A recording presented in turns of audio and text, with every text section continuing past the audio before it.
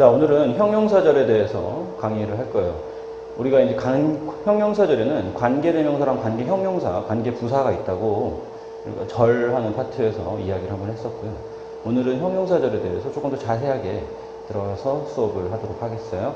그 형용사절은 문법적인 어떤 뭐 자세한 문법 문제들에 나오는 그런 이론적인 부분들이 표면적으로는 굉장히 중요하다고 생각될 수 있지만 실제적으로 형용사절은 해석에서 굉장히 중요하고 형용사절을 굉장히 많이 쓰는 표현들 중에 하나이기 때문에 문법적인 중요도보다는 실제로는 해석상의 중요성이 굉장히 높다고 보시면 돼요. 오늘은 형용사절에서 자질구레한 문법적인 부분들은 한 생략 정도까지만 이야기를 할 거고요. 기본적인 부분, 개념, 그 다음에 관계대명사나 관계부사가 나왔을 때 어떻게 해석을 할 것이고 문법적으로 앞으로 알아가게 될 자질구레한 그런 이론적인 부분들을 어떤 개념에다가 적용을 시킬 건지에 대해서 오늘은 좀 핵심적인 부분 위주로 조금 공부를 할 거예요. 그리고 원래는 관계대명사랑 관계형용사도 있죠. 근데 관계형용사는 오늘은 관계대명사의 소유격 부분에서 간단하게 좀 다르고 기본적인 부분들 위주로 자세한 부분들은 나중에 관계형용사는 좀 굉장히 어려운 부분이에요, 사실은. 뭐 실제로 쓰임이 그렇게 많지도 않고 그래서 관계형용사는 차차 나중에 따로 다루도록 하고 오늘은 관계대명사랑 관계부사 위주로 형용사절의 기본 개념을 설명하도록 하겠어요. 자, 형용사절은 굉장히 특이한 친구예요. 우리가 절에서 이야기를 했었는데 명사절은 명사절이라는 이름이 있고요. 명사절 안에 다른 뭐 여러 가지 기타 절들이 있었죠. 부사절도 그냥 부사절이라는 이름이 하나밖에 없어요. 근데 형용사절은 굉장히 특이한 것이 형용사절을 이끄는 접속사의 이름을 관계사란 이름으로 따로 쓰고 있어요. 그것은 사실은 굉장히 좀 크게 설명을 해보면 이런 거예요. 명사절은 우리가 절에서 했지만 접속사 자체를 해석하는 경우도 있고 안 하는 경우도 있었죠. 그렇죠? 해석을 하는 경우와 안 하는 경우의 차이점이 있긴 하지만 기본적으로 명사라는 이름이 붙은 모든 것들 우리가 품사 때부터 계속 이야기하고 있지만 영어는 기본적으로 다 품사 안에서 돌아가는 거니까 명사라는 이름이 붙은 모든 것들은 실제적으로 해석을 할 때 문장 내에서 이 명사가 하는 역할이 무엇이냐에 따라 해석이 된다고 보시면 돼요. 명사가 우리가 품사에서 했던 거 기억나시죠? 명사는 문장의 주어, 목적어, 보어, 전치사의 목적어 또는 준동사의 목적어, 보어의 역할을 하죠. 그래서 명사절은 사실은 명사라는 어떤 그 품사적인 특징 때문에 문장 내에서 하는 문법적인 역할을 기반으로 해석을 하시면 되기 때문에 명사절은 그냥 명사절 통칭해서 명사절이라고 부르는 거예요. 접속사에 특별한 명사절만 가지고 있는 이름이 없죠. 부사절도 마찬가지예요. 부사절은 기억이 나시겠지만 품사에서 부사는 문법적인 역할은 하지 않죠. 대신에 수식해주는 역할만 해요. 명사를 제외한 나머지 모든 것들을. 부사절의 접속사는 접속사를 100% 해석해요. 그러니까 명사절은 아까 이야기했죠. 접속사를 해석하기도 하고 안 하기도 해요. 그렇기 때문에 접속사 해석이 안 될지라도 문법적으로 어떤 역할을 하는지 알면 해석을 할 수 있고 부사절은 문법적으로 하는 역할이 없기 때문에 접속사를 100% 해석하고 접속사가 가지고 있는 고유의 의미에 따라서 해석을 하시면 되는 거예요. 여기까지 이해되시죠? 형용사절은 굉장히 특이한 친구예요. 형용사절은 접속사 해석을 하지 않아요. 마치 명사절의 대절과 마찬가지로 접속사 자체에 고유한 의미가 없어요. 그래서 형용사절이 들어가 있는 문장에서 형용사절의 접속사를 which나 that 같은 것들을 해석을 하기 시작하면 한국말로 제대로 해석이 안 되는 거죠. 그거는 사실 네이티브 입장에서도 마찬가지예요. 형용사절의 관계대명사나 관계부사 같은 접속사들은 그 접속사 자체를 해석하지 않기 때문에 다른 요건이 필요한 거예요. 그런데 아까 말했던 명사절은 접속사 해석이 안 되더라도 명사로서 하는 역할이 있기 때문에 그 역할에 맞춰서 해석을 하면 되는데 형용사절은 명사를 수식해주는 역할밖에는 하질 않아요. 그렇기 때문에 형용사절은 특이한 친구가 된 거예요. 부사처럼 접속사를 해석하는 것도 아니고 명사처럼 뭔가 문장에서 문법적인 역할을 하는 것도 아닌 거죠. 그럼 형용사절은 어떻게 해석하느냐? 그 형용사절을 해석하고 문법성을 가려낼 수 있는 형용사절만의 특징 때문에 관계사라는 접속사, 형용사절을 이끄는 종속 접속사의 이름이 새로 생긴 거라고 보시면 되는 거예요. 그래서 사실은 저 관계라는 이름 자체에 조금 집중을 하셔서 오늘 수업을 들으셔야 앞으로 하게 될 관계대명사라는 관계부사라든가 좀 더 나아가서 관계형용사까지 모든 관계자가 붙은 친구들의 종특을 알 수 있게 되는 거죠. 그래서 관계라는 말에 일단 집중해서 처음에 설명을 좀 할게요. 보시면 자, 왜? 방금 이야기했어요. 관계사는 접속사 해석하지 않고요. 또 문법적인 역할도 하지 않아요. 그럼 형용사절은 어떻게 해석할 것이냐? 이거죠. 보세요. 하나가 더 나갔네요. 자, 보세요. 형용사절은 이 정의를 잘 보셔야 돼요. 형용사절은 어떻게 해석하냐면 수식하는 명사. 형용사니까 형용사절을 이끄는 종속 접속사로 시작한 하나의 문장이 문장 내에서 형용사의 역할을 하겠죠. 형용사는 명사를 수식하는 역할을 하기 때문에 형용사절을 해석하려면 접속사 해석도 안 되니까 수식하는 명사와 형용사절에서 빠진, 이게 굉장히 중요한 말이에요. 빠진이란 말. 빠진 명사 또는 부사의 관계를 알아야만 해석이 가능해요. 이게 굉장히 중요해요. 이 관계. 관계를 알아야만 해석이 가능하다는 것이 형용사절의 특징이에요. 그렇기 때문에 형용사절을 이끄는 종속 접속사를 통칭해서 관계사라고 부르는 거죠. 영어는 relatives라고 하는데요. 뭐 크게 중요한 건 아니고 관계를 알아야만 해석이 가능하기 때문에 관계사라고 하는 거예요. 자, 여기서 한 가지 아셔야 될 게 뭐냐면 명사는 독립적으로 한 덩어리로 문법적인 역할을 해요. 부사절은 한 덩어리로 그냥 의미적인 역할만 한다는 거예요. 그러니까 부사절은 해석만 하면 그만이고 명사절은 무슨 역할을 하는지 알아서 거기에 맞춰서 해석하면 끝나는 거거든요. 근데 형용사절은 접속사 해석도 안 하고 문법적인 역할도 없기 때문에 절 자체가, 형용사라는 것 자체가 그렇기 때문에 이 관계를 알아야지 해석이 되는 거예요. 이게 오늘 사실은 할 것 중에 가장 중요한 얘기예요. 그래서 관계사라고 부르는 겁니다. 이해되세요? 그러면 예문을 한번 볼게요. 왜 이게 무슨 말이냐면 자, 이런 문장이 있어요. 자, 두 개의 문장이에요. 나는 그 소녀를 알고 있어요. 너가 그 소녀를 좋아해. 그렇죠? 두 개의 문장을 하나의 문장으로 합칠 거예요. 뭘 이용해서? 뒤에 있는 이 문장을 형용사절로 만들어서 앞에 있는 the 거를 수식해주게 할 거예요. 그렇다면 자, 이런 식의 문장 우리가 잘 쓰지 않아요. 왜냐하면 이거는 뭐 초등학생들이나 유치원생들이나 쓸만한 문장이에요. 실제로. 그렇죠? 이 짧은 문장을 이렇게 붙여서 쓰지 않죠. 형용사절로 바꾸는 게 훨씬 더 효율적이에요. 그러면 보세요. 얘를 형용사절로 바꾸면 이렇게 되는 거예요. 이렇게. 자, 여기 이제 형용사절인데 형용사절로 이 문장을 만들었을 때 무슨 일이 발생하냐면 잘 보세요. 앞에 명사가 있어요. 뒤에도 명사가 있는데 이 두 개의 명사가 의미가 같아요. 그쵸? 의미가 같은 명사를 짧은 문장으로 반복적으로 이야기하면 사실 말을 잘 못한다고 이야기하죠. 똑같은 거예요. 똑같은 거. 지금 이 문장이 안 좋은 이유는 반복되는 명사가 두 개가 있는데 그 명사가 짧은 문장 안에 하나씩 들어가 있는 거예요. 그러니 별로 좋은 문장이 아니라고 판단이 드는 거죠. 그래서 얘를 줄이기 위해서 우리는 관계대명사를, 여기서는 관계대명사라는 관계사의 한 종류를 사용해서 한 개의 문장으로 줄였어요. 그럼 무슨 일이 발생했냐? 자, 보세요. 지금 여기가 하나의 문장이에요. You like her가. 그게 지금 뭐로 바뀌었냐면 whom you like이라는 형용사절로 바뀐 거예요. 형용사절로. 그러면 자, 이 문장에서 이 형용사절로 오면서 무슨 일이 발생했냐면 보세요. 이 her라는 애 반복되기 때문에 하나는 사라진 거예요. 이렇게. 반복되는 명사니까. 그러면 얘를 생략하려면 우리가 뭘 알아야 되냐면 반복됐던 명사, 즉 형용사절이 되었을 때 수식해줄 명사가 뭔지를 알아야 되는 거죠. 지금 파란색으로 표시하고 있는 이 부분이에요. 수식하는 명사가 뭔지를 알아야 돼요. 그런 다음에 뒷문장에서 빠졌죠. 뭐가 빠졌냐. 보세요. 이게 주어고 동사고 이게 목적어죠. 목적어가 빠진 거예요. 목적어가. 형용사절로 해서 여기 지금 명사가 빠졌어요. 명사가 빠졌는데 이 명사가 무슨 역할을 하고 있었냐. 원래 문장에서 목적어 역할을 하고 있었던 거죠. 그래 좋아요. 뭐 그렇게 해서 만들었어요. 목적격 관계되면서 좀 이따 할 거예요. 할 건데 그렇게 만들었어요. 깔끔하고 좋네. 그럼 해석이 어떻게 됐느냐. 제가 이야기했죠. 이것을 만드는 것은 굉장히 기계적인 누구나 훈련을 하면 할 수 있는 부분이에요. 중요한 건 뭐냐면 이 문장을 제대로 해석할 수 있어야 되는 거예요. 이건 나중에 독해에서 굉장히 깊은 영역까지 들어가게 됐을 때는 이건 정말 필수적인 부분이에요.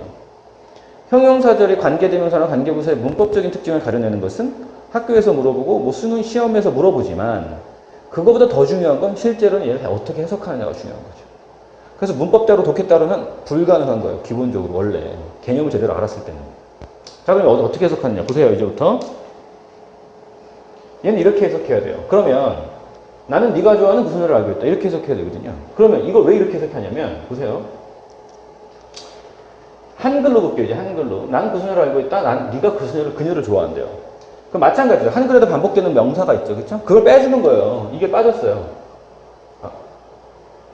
그녀를이 빠지는 거죠. 왜? 반복되는 명사니까. 이해되시죠? 근데 네가 좋아한다 그러면 하나의 문장이거든요. 절로 해석하려면 형용사절이기 때문에 형용사는 다 한국말로 하면 니은이 붙어요. 니은. 그쵸? 그래서 좋아하는 이렇게 되는 거예요. 이게. 좋아하는. 자, 그러면 잘 보세요. 이걸 나중 결과물로 보지 마시고 이 문장 먼저 보시면 이 문장을 형용사절로 바꾸기 위해서 우리는 뭘 했냐면 명사를 뺐어요. 명사를. 근데 그 명사 무슨 역할을 하고 있었어요? 목적 역할을 하고 있었죠? 이게 그냥 빠져야 되는 거예요. 왜? 영어에서도 빠졌으니까. 영어에서 빠졌는데 한글에서 집어넣으면 안 되겠죠. 그렇죠? 그럼 의역이 되는 거니까. 그러면 뺐고 형용사절로 바꿨기 때문에 해석을 약간 바꿔준 거예요. 여기까지 이해되시죠? 그럼 이제부터 어디로 가야 되느냐? 원래 얘가 수식해주는 명사가 뭐였냐? 그 소녀예요. 그 소녀. 이게 같은 거였으니까. 그럼 이제 어떻게 돼요?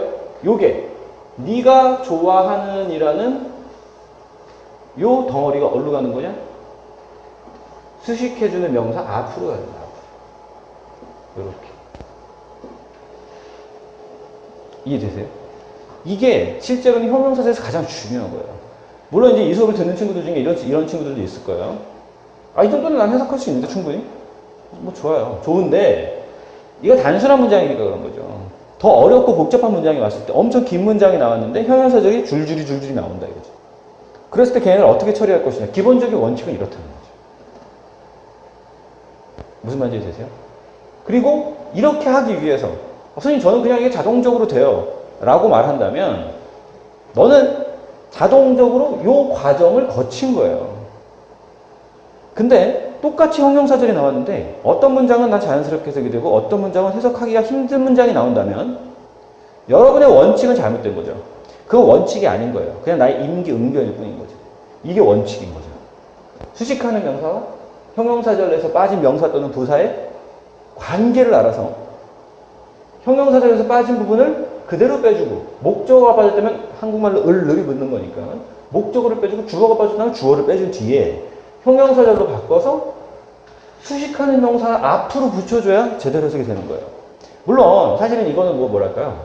통번역 같은 그런 개념에서 봤을 때 이게 굉장히 자연스러운데 좋은 거죠. 당연히. 내가 이야기하는 건 이걸 그렇게 자연스럽게 예쁘게 해석하라는 얘기가 아니에요. 여러분한테 통번역사가 되라는 얘기가 아니고 이론적으로 봤을 때 이런 원칙을 알고 거기에 맞춰서 해석하려고 노력을 하다 보면 점점 내가 형용사절로서 올바르게 해석하는 문장의 영역이 넓어질 거라는 얘기죠. 그리고 이러한 역할을 계속 뭐랄까요? 연습이 많이 돼서 이런 게 정말 쉽게 되었을 땐 형용사절에 관련된 문법적인 사항들도 잘 알아낼 수 있다는 거예요. 왜냐하면 생각해보세요. 이게 형용사절의 기본 원칙이라니까요. 이 원칙을 응용해갖고 문법 문제를 내는 거예요. 이 원칙이 안 되면 응용된 문법 문제도 이해가 안 되는 거죠. 고등학교 3학년 뭐 탭스 850, 900 받는 애들도 형용사절 종종 틀려요. 이유가 뭔지 아세요? 진짜 아무것도 아닌데 이것만 확인하면 되는데 이걸 안 해서 그런 거예요. 그러니까 복잡하고 어려운 문법적인 사항들이 기본적으로 요거 수식하는 명사와 형용사절에서 빠진 명사 또는 부사의 관계를 확인하지 않고 해석을 해서 나한테 익숙한 걸로 그냥 풀기 때문에 실수가 나오는 거죠. 그래서 만약에 내가 관계사에 대해서 처음 듣는 사람이라면 굉장히 중요한 내용이지만 내가 관계사에 대해서 기본적으로 어느 정도 알고 있다고 생각이 든다면 과연 내가 이렇게 하고 있는지 한번 확인해 볼 필요가 있는 거죠. 무슨 말인지 되시죠? 그래서 사실은 뒤에 나올 내용보다 현재 지금 한 이 내용이 가장 중요한 거예요. 다 이 원칙을 기반해서 이 개념을 기반해서 응용된 문제들이니까. 무슨 말인지 되시죠? 자, 그러면 계속 나가 볼게요. 관계사에는 크게 관계대명사와 관계부사가 있어요. 아까도 이야기했지만 관계형용사는 나중에 다시 다룰 거예요. 자, 관계 대명사를 볼게요. 관계 대명사는요. 자, 이름부터 보세요. 이름부터 항상. 항상 이름부터. 관계자가 붙어 있기 때문에 얘는 아까 이야기했어요. 관계사는 형용사절을 이끄는 종속 접속사예요. 접속사예요. 그쵸? 그 다음. 관계인데 대명사란 말이 붙었네요. 대명사는 무슨 역할을 하죠? 명사를 대신해 주는 거예요. 관계 대명사니까 얘는 명사 역할을 하고 있다는 얘기예요. 접속사 자체가. 근데 그 명사가 어디서 나왔나요? 보세요. 어디서 빠졌어요? 형용사 전례에서 명사를 뺀 거예요. 명사를 뺐기 때문에 명사를 대신해 줘야 되고 그렇기 때문에 뒷문장은 불완전해지는 거죠. 왜 불완전한가요? 명사가 빠졌으니까요. 이해되시죠? 그러니까 앞으로 이렇게 보셔야 되는 거예요. 어떤 친구들 그래요. 선생님 관계대명사가 뒷문장에 불완전하지 관계부사가 뒷문장에 불완전하지 헷갈려요. 정말 멍청한 얘기죠. 왜? 아니 관계대명사면 품사에 관한 기본 지식이 있는 친구라면 이름이 관계대명사면 걔는 대명사라는 이름이 붙었으니까 어딘가에서 명사를 빼왔다는 얘기예요. 그래서 당연히 뒷문장이 불완전한 거죠. 명사는 문법적으로 중요한 역할을 하니까. 관계부사는요. 마찬가지예요. 선생님 관계부사가 뒷문장이 완전하던가 불완전하던가 말도 안 되는 얘기라는 거예요. 왜? 부사라니까 이름이? 얘는 부사를 빼어내요. 부사를 대신해 주는 애라고요. 뒷문장에서 당연히 완전한 문장이 나오겠죠. 왜? 관계라는 말이 접속사란 뜻이고 형용사절을 이끄는 접속사란 뜻이고 부사라는 말이 부사를 대신해 준다는 뜻이니까 부사를 대신해 주니까 당연히 뒷문장은 완전한 문장이 나오는 거예요. 부사가 빠지더라도 문장이 불완전해지지 않으니까. 여기까지 되시죠? 그래서 용어가 중요한 거죠. 그러니까 관계라는 말을 우리가 이해하기 때문에 거기에 대명사를 얹어 놓는 거예요. 이해되시죠? 그렇다면 이제 예를 들면 관계대명사에 무슨 용법이 나왔을 때 관계에 대명사를 얹고 대명사에 무슨 용법이 얹히면 되는 거죠. 그래서 개념과 정의가 중요한 거예요. 여기까지 되시죠? 그래서 관계사에서 관계형용사 다음에 하고 관계대명사랑 관계부사가 있다. 그러면 요 이름 안에서 사실은 할 얘기가 좀 많아요. 계속 이야기 나가볼게요. 관계대명사에는 어떤 아이들이 있으며 관계부사에는 어떤 아이들이 있느냐. 보세요. 관계대명사는 명사를 대신해주는 애예요. 그렇다면 우리가 여기서 또 한 가지 생각을 해봐야 돼요. 명사라는 것은 기본적으로 명사는 첫 번째 문법적인 역할을 해요. 두 번째 의미적인 역할을 하죠. 사실은 모든 단어들이 의미적인 역할을 다 해요. 명사만 특이하게 그 중에서도 의미적인 역할과 문법적인 역할을 동시에 가져가는 거죠. 아까 우리가 명사절에서 이야기했죠. 접속사를 해석하는 애도 있고 안 하는 애도 있다고. 의미적인 역할을 하기도 하고 안 하기도 하는 거예요. 접속사가. 근데 문법적인 역할을 하니까 해석이 가능하다고 했죠. 그렇죠? 명사의 기본적인 특징이죠. 그럼 생각해 보세요. 뒷문장에서 명사를 뺐어요. 명사를 뺐다면 그 명사는 의미적인 역할도 하고 있었을 거고요. 그리고 문법적인 역할도 하고 있었을 거예요. 그런데 의미적인 역할과 문법적인 역할을 동시에 해주고 있던 명사를 내가 뺐으니까 나의 편의를 위해서 뺐으니까 몇 가지 사항을 고려해서 대명사를 넣어줘야 될까요? 당연히 두 가지를 고려하셔야 돼요. 첫 번째 의미적인 역할과 두 번째 문법적인 역할이에요. 그럼 여기에서 다시 처음으로 돌아가 볼까요? 명사가 빠져서 명사를 대신 넣어줘야 돼요. 근데 명사라는 게 원래 있던 명사가 의미적인 역할과 문법적인 역할을 하고 있었다 그랬죠? 그렇죠? 보세요. 이 문법적인 역할이라는 건 뭐냐면 이거예요, 이거. 어디서 빠졌냐? 이게 문법적인 역할. 의미적인 역할은 뭐냐? 이거예요. 수식하는 명사가 뭐냐? 왜요? 뒤에 명사 빠졌거든요. 앞에 명사 남아있어요. 뒤에 뭘 뺐는지 내가 확인해 보려면 의미는 앞에 있는 명사, 선행사를 확인하고 거기를 참조해서 알아내면 되는 거고요. 뒤에서 문법적인 역할, 어디서 빠졌는지 확인해서 여기서는 지금 목적어가 빠졌죠. 그렇죠? 어디서 뭐가 빠졌는지를 확인해서 그게 문법적으로 어떤 역할을 하고 있었는지 확인하는 거예요. 이해되세요? 그래서 관계대명사의 종류를 나타내는 표는 X축, Y축이 있는 거예요. 축이 두 개다. 왜? 명사를 빼서 명사를 대신 넣어줘야 되는데 명사는 두 가지 역할을 했기 때문에. 그래서 이런 그림을 여러분들이 지금까지 보아오신 거다. 아니면 처음 보시는 분은 이 그림이 왜 탄생했느냐. 축이 몇 개예요? 두 개죠. X축, Y축 두 개예요. 그렇기 때문에 이 그림을 이해하려면 기본적으로 이 명사라는 애를 이해했어야 됐다. 이런 얘기예요. 왜? 그리고 이 명사를 대신해주기 위해서 이걸 왜 이렇게 뽑아야 됩니까? 뺐으니까요. 그걸 빼고 만드는 게 형용사 절에서 관계 대명사니까 그런 거예요. 이해되세요, 이제? 자, 그래서 축이 두 개예요. 자, 보세요. 빠진 명사의 의미를 다 똑같이 할 수는 없죠. 그렇죠? 다 똑같이 할 거면 그냥 그 명사 쓰지 뭐라고 대명사를 쓰겠어요. 그래서 빠진 명사의 자, 의미적인 역할에서는 사람인지 사물인지 두 개만 가려보는 거예요. 안 그러면 대명사로서의 의미가 없어요. 이게 너무 많아지면. 그 다음, 문법적인 역할로 어떤 역할을 하고 있었는지는 원래 주어였는지, 원래 목적어였는지를 보게 되는 거죠. 소유격은 소유 형용사, 여기 형용사, 관계 형용사 분야예요. 그래서 나중에 다시 할 거고요. 그래서 주격일 때, 그러니까 무슨 말이냐. 뒷문장에서 빠진 명사가 원래 주어의 역할을 하고 있었다는 얘기예요. 여기는 지금 목적어 역할을 하고 있지만. 그랬을 땐 주격의 좌표를 찍으시고요. 선행사, 즉 수식해주는 명사, 앞문장에서 형용사들의 수식을 받는 명사가 사람이라면 요 좌표를 찍어주는 거예요. 주격이고 사람이네? 그럼 후 또는 대서 쓰는 거고요. 목적격이고 사물이네? 위치 또는 대서 써주는 거예요. 이해되세요? 무슨 말인지? 그래서 두 가지의 측면을 고려해야 되기 때문에 관계대명사는 표가 이렇게 나오는 거예요. 그럼 관계부사는 표가 어떻게 나오냐? 이렇게 나와요. 왜? 얘는 축이 하나예요. 축이. 왜? 문법적인 역할이 없거든요. 부사는 의미적인 역할을 하기 때문에 얘는 해석만 되면 된다고 그랬잖아요. 부사라는 게 원래. 의미적인 역할만 하기 때문에 명사처럼 복잡하지 않은 거예요. 앞에 있는 자, 의미가 아까 뭐라 그랬어요? 수식하는 명사라고 그랬죠? 수식하는 명사가 시간이면 when, 장소면 where, 이유면 why, 방법이면 how를 쓰면 되는 거예요. 그냥. 왜? 뒷문장에서 빠진 명사가 없기 때문에 걔가 문법적으로 하던 거를 우리가 찾아줄 필요가 없는 거죠. 여기까지 이해되세요? 그럼 예문을 보면서 한번 설명을 해볼게요. 자, 비슷한 상황이에요. 볼게요. 자, 먼저 일단 문장이 나왔으니까 분석을 해볼게요. 나는 창고를 가지고 있네. 근데 나는 나의 물건들을 그 안에다가 보관해요. 됐어요?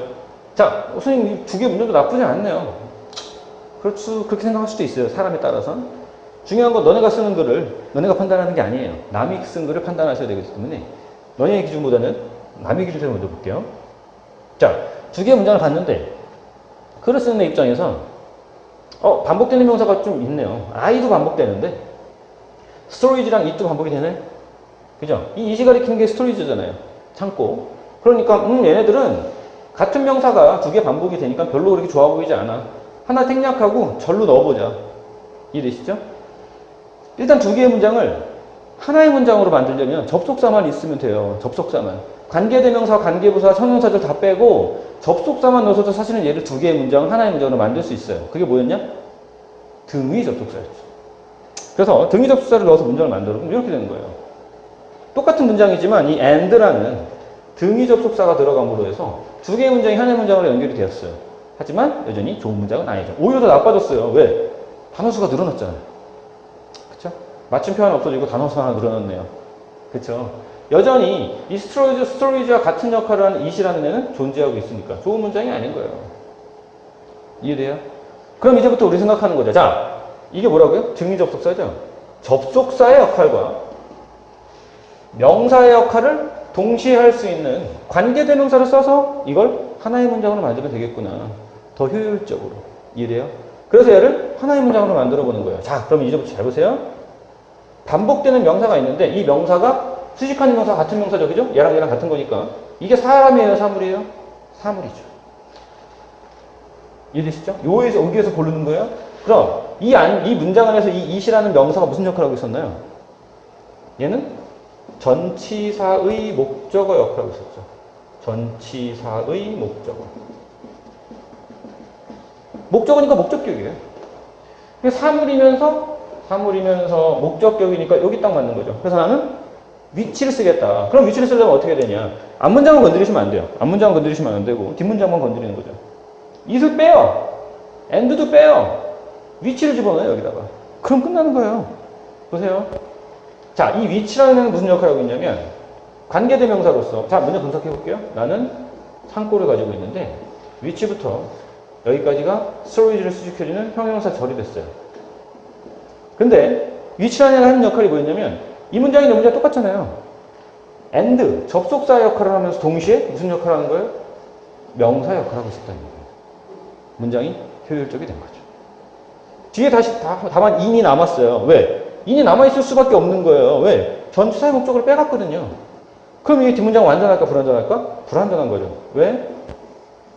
주어, 동사, 목적 다 했는데요? 아니요. 전치사도 목적어가 없으면 그 문장은 불완전한 거예요. 여기까지 되세요? 이게 관계대명사가 하는 역할이죠. 물론 이제 이게 수식해주는 명사가 주어라면 주어 뒤에 와서 붙어야 되는 거고, 목적어면 목적어 뒤에 붙으면 돼요. 사실은 이게 두 개가 좀 떨어져 있어도 붙어 있어도 되고 그래요. 그런 부분은 좀 더 자세하게 나중에 이야기를 할 거고요. 개념적으로는 그렇다는 얘기죠. 해석하면 어떻게 돼요? 아까 이야기했죠? 나는 나의 물건들을 그 안에다 보관한다는데 그 안에가 빠진 거예요. 왜? 앞문장에서 반복됐기 때문에 빼고 형용사절로 만들었거든요. 해석하면 나는 내가 물건들을 보관하는 창고를 가지고 있다 이렇게 되는 거죠. 여기죠. 물건들을 보관하는 창고. 어디 앞에? 수식해주는 명사 앞에 가는 얘기죠. 뭐가? 형용사절의 해석이. 이게 관계대명사예요. 이해되시죠? 그러면 관계부사로 넘어볼게요. 관계부사는 아까 이야기했어요. 자, 관계부사는 접속사 플러스 부사예요. 그래서 잘 보세요. 자, 이 문장에는 부사가 없잖아요? 하면 안 되겠죠. 그쵸? 왜요? 전치사 플러스 명사는 무슨 역할을 한다고 그랬어요? 전치사는 혼자서 아무 역할도 못하고 항상 명사와 함께 묶어주라고 그랬어요. 이게 뭐와 같다고 그랬어요? 부사와 같다고 했죠. 이 문장에서 보세요. 인이 혼자 떨어져 남은 거예요. 외로운 거죠, 얘가. 원래 얘의 목적어 역할을 하는 애가 앞에서 대명사로서 가버렸기 때문에 얘는 혼자 있지 않고 일로 갈 수도 있는 거예요. 그래서 이 문장이나 사실은 같은 문장이 되는 거죠. 어떻게? 이 인이라는 애가 일로 가는 거야, 일로. 그러니까 인 위치 이런 식으로 위치 앞에. 왜요? 이 위치가 빠졌던 명사 역할을 대신 해주니까 야 나도 갈래 따라가는 거예요. 이 문장도 되고 이 문장도 되는 문장이에요. 둘 다. 근데 이게 이렇게 가니까 어떤 모양이 생기니?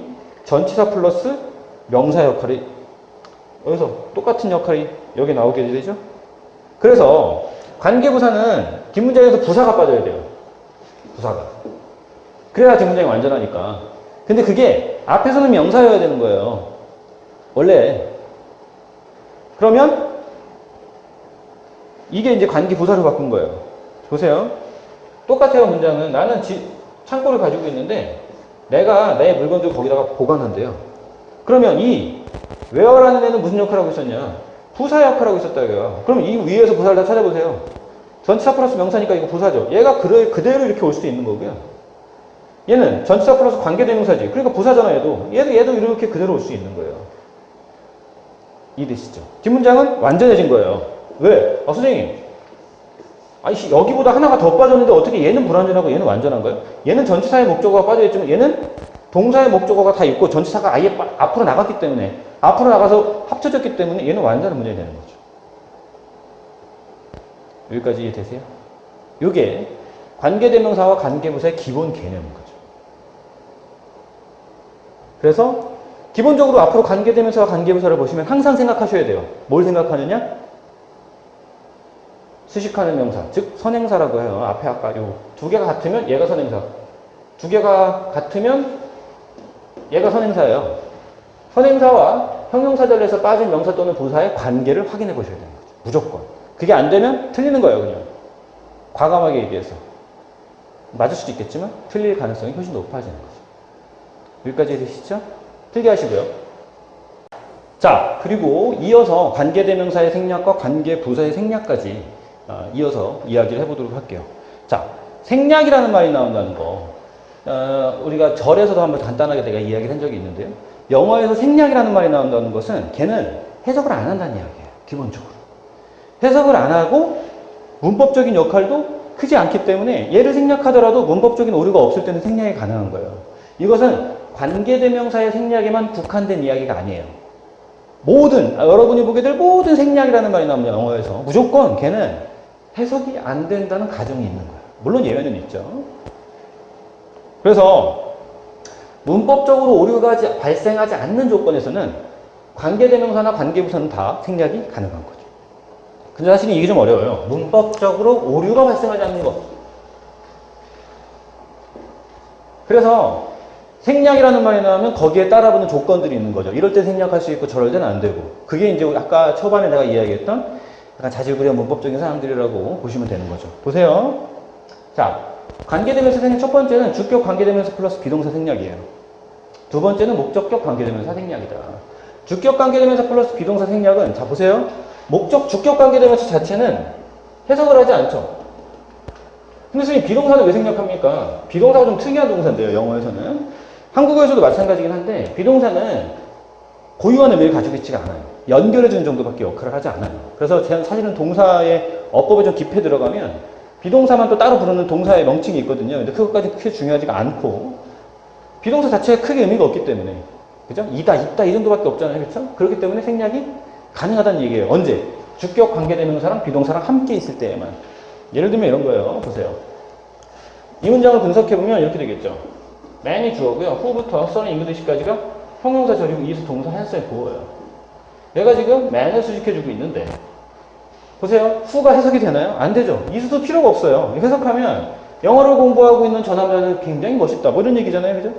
근데 영어를 공부하는 만 들어가면 되지. 얘네들은 둘이 해석이 안 되거든요. 별로 중요하지가 않은 거예요.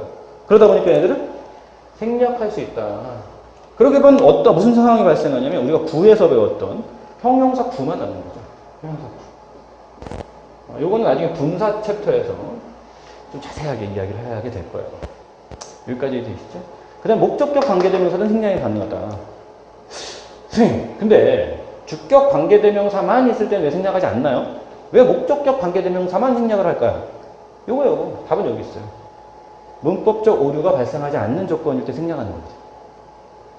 그러면 목적격 관계대명사는 생략해도 문법적 오류가 발생하지 않고 주격 관계대명사는 생략하면 문법적 오류가 발생한다는 얘기인가요?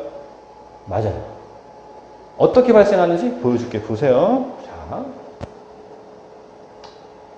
두 개의 문장을 같이 볼게요. 자, 문장 분석해 볼게요. 얘는 that he has a car 주어 is 동사 보어가 nice예요. 해석하면 어떻게 되냐면 그가 차를 가지고 있다는 것은 참 좋은 일이야. 내 친구가 차가 있으면 같이 놀러 다니는 게 좋겠죠. 그렇죠? 이건 뭐냐? 명사절 대시 주어로 쓰인 경우죠. 명사절 대시예요, 여러분. 관계대명사 대시 아니에요. 명사절 대시 주어로 쓰인 경우. 명사절 대시 주어로 쓰였을 때 생략하나요? 안 하죠. 우리가 명사절에서 그 절에서 했지만 명사절에서는 목적으로 쓰였을 때만 생략이 가능해요. that을. 그 이유가 사실은 얘랑 같이 있는 거예요. 이거 잘 이해하세요. 자, 이 뒤에 문장을 보시면 he has a car. 안정하는 해어 문장이 그 다음에 이게 형용사절로 앞에 있는 car을 수식해주고 있는 거예요. 얘는 무슨 격관계대명사냐? 뒤에 봤어요. 그랬더니 is가 동사고 nice가 보어네요. 주어가 빠졌어요. 얘는 주격관계대명사가 쓰인 거예요. 이해되시죠? 그럼 선생님 목적격 관계대명사 생략을 이야기하면서 왜 주격 관계대명사 있다는 얘기를 하고 계시냐? 보세요. 주격 관계대명사가 쓰였어요. 얘는 명사절이에요. 명사절 대신 쓰였고요. 둘 다 한번 대세 생략해 볼까요? 대세 생략해 봤어요. 둘 다. 어떤 일이 발생하니? 읽어보세요. 대세 생략했어요. 둘 다. He has a car is nice. He has a car is nice. 두 개 문장이 같아졌죠. 이 문장은 원래 어떤 뜻이었다고요? 그가 자동차를 가졌다는 것은 참 좋은 일이라는 뜻이고요. 얘는 그는 좋은 자동차를 가지고 있어라는 뜻이에요. 전혀 뜻이 달라져요. 그렇죠? 문법적으로도 완전 다른 문장인데 주격 관계대명사를 생략하면 이런 일이 발생할 수 있다는 거예요. 얼마든지. 그래서 뒷문장에서 형용사절에서 목적어가 빠진 목적격 관계대명사만 생략하기로 약속을 한 거죠. 이해되세요? 무슨 말인지? 이게 바로 뭐냐? 문법적 오류가 발생하지 않는 조건을 생략한다는 이야기가 여기서 마무리가 되는 거죠. 아시겠죠? 그래서 단순하게 그냥 목적격 관계되면 생략이 가능해요 라고 외우지 마시고요. 왜 그런지, 왜 생략이라는 말이 나왔으며, 왜 해석이 안 되니까요. 왜 생략이라는 말이 나왔으며 그게 왜 생략할 수 있는 조건이어야 하는지를 이해를 하시라는 얘기죠. 이 문장 이해되시죠? 이게 만약에 안 되면 다음에 저한테 다시 질문을 하세요. 이 동영상을 본 다음에. 그 다음 관계부사의 생략은요. 요거밖에 없어요. 관계부사도 아까 이야기했죠. 부사예요, 부사. 부사는 생략, 해석만 하면 돼요. 문법적으로 역할하지 않거든요. 그러니까 이런 조건이 아예 없어요. 없고 뭐만 있냐 이것만 있는 거예요. 보세요. 뻔한 선행사와 뻔한 관계부사의 조합인 경우. 뻔하다는 얘기가 이런 얘기예요. 보세요. 아까 우리가 관계부사 했어요. 장소를 나타낼 때 where를 쓰고 선행사가 시간을 나타낼 때 when이고요. 그 다음에 이유를 나타낼 때 why를 쓰고 방법을 나타낼 때 how를 쓴다고 했죠. 근데 선행사가 place예요. 그럼 장소란 뜻이죠.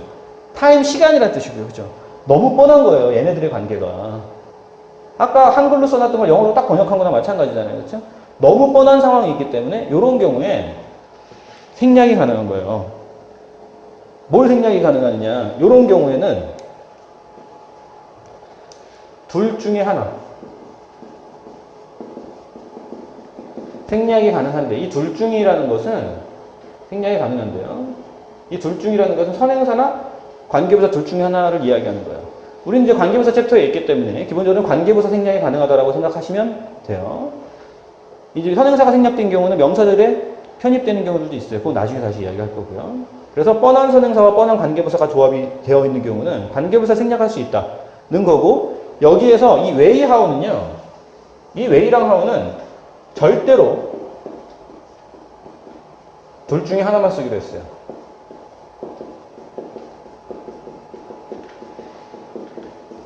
절대로. 왜 그랬을까요? 너무 뻔해서? 글쎄요. 뭐 그것까지 제가 알 수가 없죠. 중요한 건 웨이랑 하우는 워낙 뻔한 애들이라서 둘 중에 하나만 쓰기로 했어요. 웨이를 썼으면 하우를 빼야 되고 하우를 썼으면 웨이를 빼야 되는 거예요. 얘네들은 둘 다 써도 되고 하나만 써도 되고요. 얘는 둘 중에 하나만 써야 됩니다. 이해되시죠? 여기까지 내가 오늘 설명한 이유가 뭐냐면, 여기까지는 관계사의 기본 개념, 형용사절이라는 절을 이끄는 접속사의 기본 개념과 일치하는 부분들이기 때문이에요. 다시 한번 돌아가 보면 관계사는 접속사를 해석하지 않고 문법적인 역할을 하지 않아요. 형용사절이기 때문에. 그렇기 때문에 이 관계사, 형용사절만 가지고 있는 오히려 문법적인 역할이 없으니까 특징이 더 많은 거예요. 해석을 안 하니까 해석하는 법이 더 복잡한 거라고요. 이해되시죠? 거기에서 파생된 부분은 여기까지다. 여기까지는 관계사의 기본으로 보시고요. 이 이외에 뭐 계속정리법이라든가 기타 등등 전치사 플러스 관계되면서 여러 가지 부분들은 차후에 좀 더 심화 과정에서 다루도록 하겠어요. 그래서 기본적인 부분은 여기까지만. 그래서 한 장 더 필기를 하시고 이번 챕터를 마무리하겠어요. 됐죠? 필기하세요.